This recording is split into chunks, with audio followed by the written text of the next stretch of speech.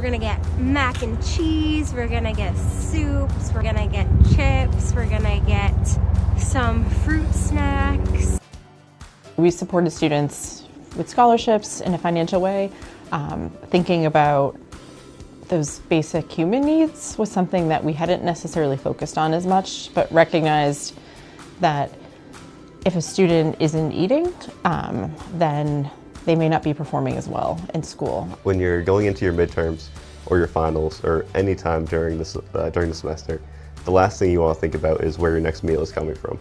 So what we want to do is ease those economic financial troubles, and this is a great resource for students who are struggling in that department. Come here, get some food, make yourself a good healthy dinner, and that way you can really succeed and crush your academics.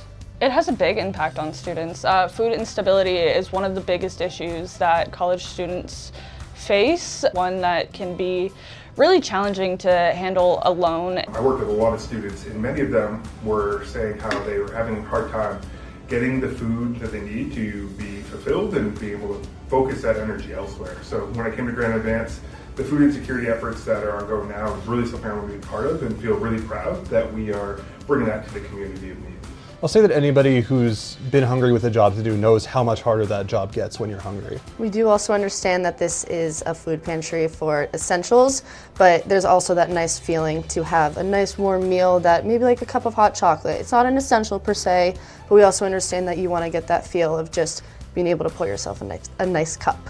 I think offering a way to combat such an issue of food instability is super important for colleges, as you really need to focus on the social determinants of health within the community that you're surrounding yourself in. Had an individual come in during last week's stock, and this person was just so bright. They were so grateful.